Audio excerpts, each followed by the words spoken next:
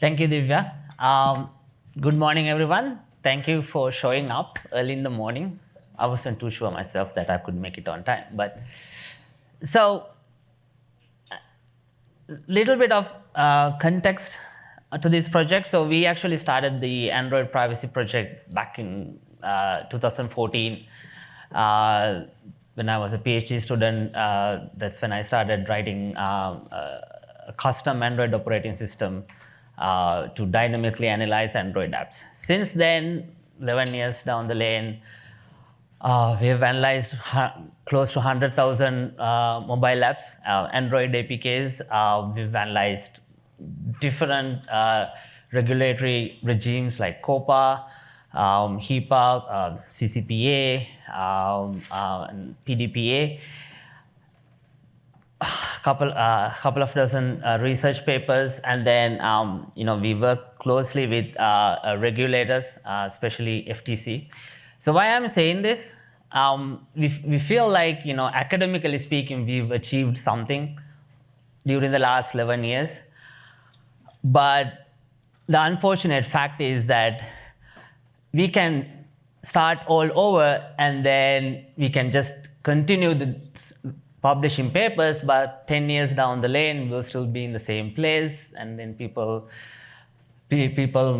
might be figuring out new ways to sort of mess up with privacy. So from an academic perspective, even from a practical perspective, we figured that we should figure out new ways to sort of tackle this problem.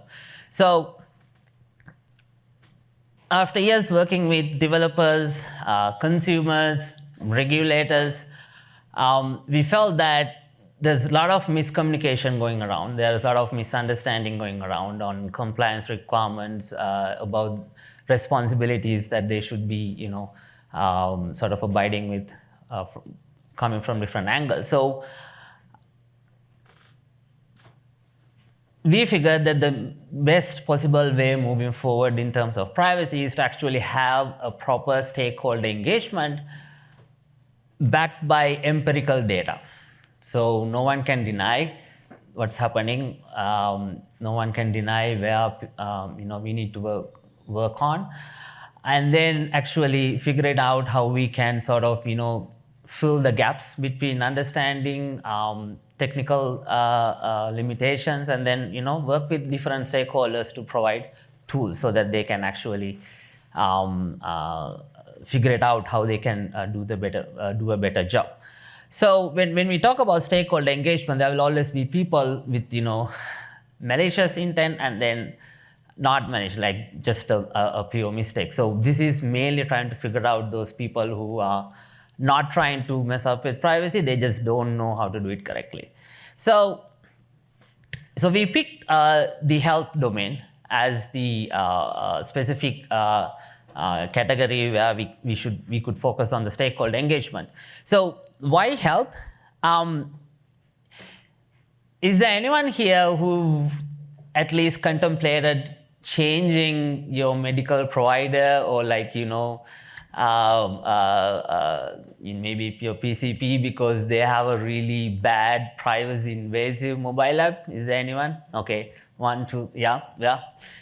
It's more than that I expected, but I mean, we had purpose. So, but in a real world, outside PEPR, people are more helpless because they have medical providers, they have insurance.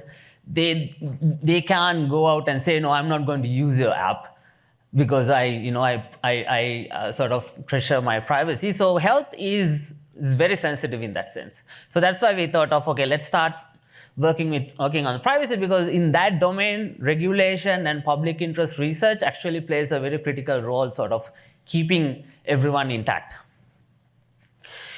So yes, this is probably yet another health research project. If you look at literature, there are a lot of papers on, female health,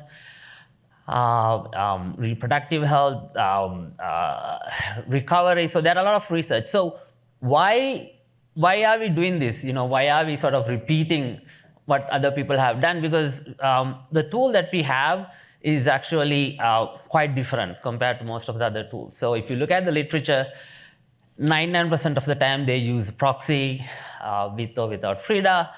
And then that comes with certain limitations because if you look at specifically, if you look at health domain literature, they claim the interception rate is somewhere around between 50 to 60%, but it could go as low as 40%. During this study, when we measured our interception rate, we are at 88% because we do the interception at the OS level. And then, well, I mean, some work actually use FRIDA to get SSL keys to sort of circumvent the SSL pinning. But what it does is that more and more apps are actually trying to detect whether they are being monitored. And then, I mean, when we did a preliminary study back in 2019, it was somewhere around 10 to 15%. But a couple of years ago, when we did that, it has sort of moved up to somewhere around 40%. And then what exactly they are doing after they detect that they are being monitored is something that no one has actually looked into it correctly. So they could be changing their behavior if they figured that they are being monitored. So running FRIDA, there is a risk, but we don't have to run. We only encountered just one app that detected they are being monitored and then just crashed. So those are the reasons that we thought that we might actually produce more results. So since our tool is on Android, we scrape the Google Play Store for telehealth application. The definition of a telehealth is any application that let you to sort of communicate with your providers, schedule an appointment, pass on messages. We came across somewhere around 650 apps, but we ended up only testing 408 because some of those apps require insurance right at the beginning or provider verification. We didn't want to commit any insurance fraud, so as soon as they asked those information, we moved on and then tested the other app. So, and then these apps are from 36 countries. And median, they had 200,000 users, so these apps are quite popular. And then some apps have as high as I think somewhere around 10 million users. And then 131 is not correct. So it's actually 208 apps are actually from US. And then these are not automated testing. We actually had to manually test these apps. So in US alone, there are quite a few number of different health regulations federally. There is HIPAA, there is HBNR, the FTC Act is also being used in health domain. And then generally PHI, the protected health information, is that when you share some information with a third party that contains an ID that can uniquely identify you along with health data, that usually considered as PHI. And then in our project, the health information, we are taking a little bit further. We are not restricting ourselves just for typical prescription or medical data, your lab results. We are also expanding the definition to app usage. If you actually check most of the telehealth apps, they have this weird term that we are sharing app usage, which sounds very harmless. But in reality, what it does is they actually share all your interaction with the app. And that includes certain pages, a certain portion of the app that can actually reveal conditions that you might have right now.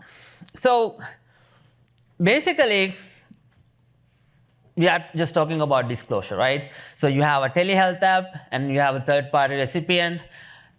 At the end of the day, there are a few questions that we need to ask.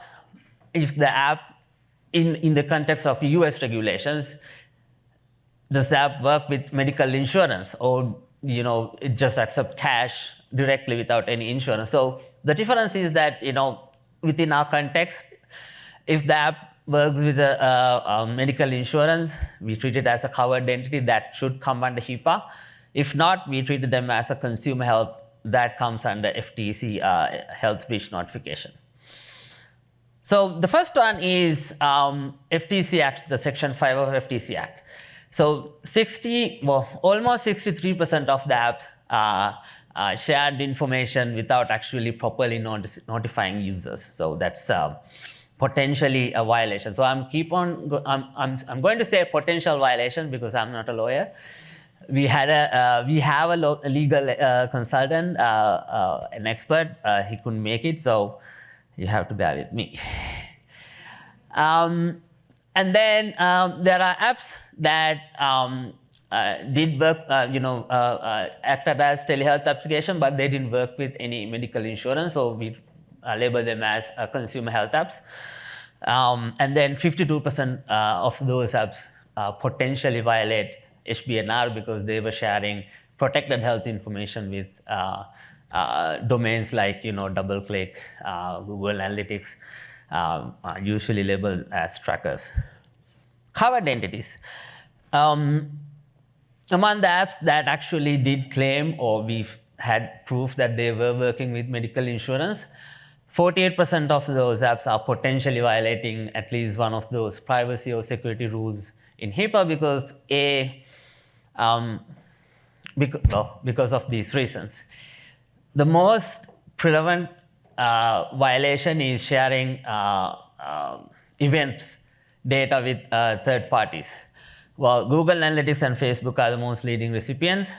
This is despite the fact that both of these domains are publicly stated do not share protected health information with them.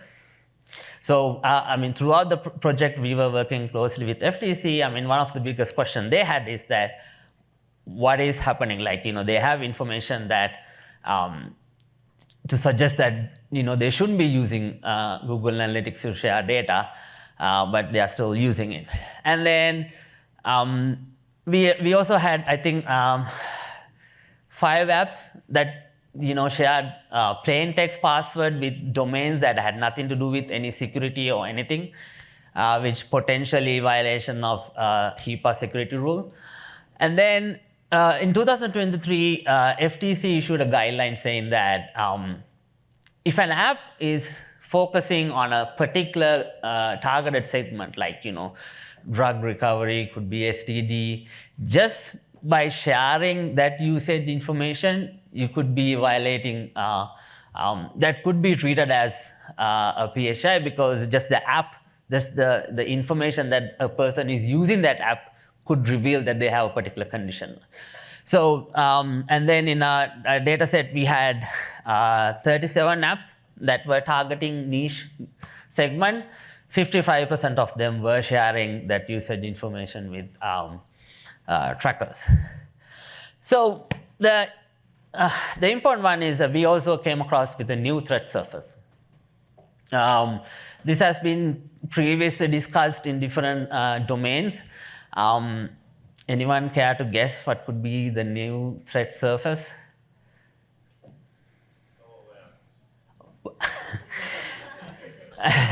Well, I should have claimed that in the beginning, we did not test any AI-assisted apps. So these are all apps that actually had a person behind. Yes. What's that? No, but it's a good guess. So, can you repeat the guess? What's that? Just repeat the guess. Smartwatches. So it's the Android shared logs. So what happens is that we found out that 11% of the apps that we tested dump really sensitive information into the shared Android log. Why is this important? Why is this critical? Because here, as you can see, the third-party recipient, we know who actually accessed that information. When you dump data into the log, we have no idea. We completely lost the control, like who accessed this data and then what exactly they did with it. So this information, again, plain text password, activity names. Why activity names are critical? Because I mean, these developers are following, best practices. They actually have a very modular apps, but also they have very suggestive names like schedule new OB appointment, request a new blood work, blah blah blah. Which means that if someone reads that text, means that they can actually figure it out what's the exact condition that this particular user has. So having all this information on Android log means that any other application running on the phone with read logs permission, they can read it. And then when you buy a phone, the phone usually, I mean, if it's not Pixel, there are a lot of apps that comes with the phone, like OEM apps or privileged apps. Most of these apps actually have read logs permission. And then some phones actually ships Facebook as well. So there is a twist. For the last part, the activity part, there's nothing developers can do about it. I mean, they're just following the best practices. It's the, Android operating system, I'm pretty sure for all the good reasons, decided to dump every time a user switch from one activity to another. I've used that very significantly throughout my app analysis time. It really helped me, but also helped someone else if they maliciously monitor your activities. So, and then we also figured that whenever someone install an app, the Google Play Store share data with Play Store domains. So, given the fact that these apps could actually reveal a lot of information, health information about the user, we should also at some point worry about their governance. So, but in reality, the platform, the Android platform itself, is not part of any health regulations. It's not a covered entity. It's something that not discussed at all in regulatory regimes. So.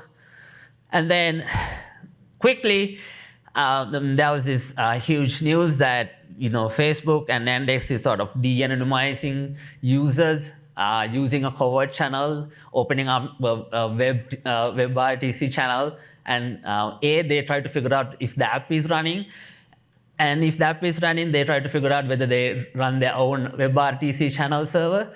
So if you log into a website that runs a particular script, they can detect if the app is running the server. If so, they can ship the entire cookie to the app. Now, not only the app has the cookie information, they have your information as well. So they can de-anonymize that cookie data for the rest of the period that the cookie is. Why is this important? After the news came out, we did a very preliminary study. Like almost 39% of the online health therapy apps have this script running. Well, after the news, Facebook sort of stopped the script, but we still have data to suggest that they had the script running. So, well, I'll stop at that. So, so privacy. I'm running out of time. So, in very plain terms, it's a communication problem. When we, as part of our research, when we talk to legal experts, when we talk to developers, so there are tech team, there's a marketing team, there is a legal team. Legal team doesn't always know what the tech team is doing. And at the last minute, marketing team is trying to push SDKs that they want to monitor the segment, which completely jeopardize the entire thing. So there's no proper communication channels. And then, if you look at it, it's actually a supply chain problem as well. We need to figure it out how we can sort of vet them before we make a decision. And who is vetting them, who has the final say, all of these problems. So I will stop at that. So then I can answer a few questions.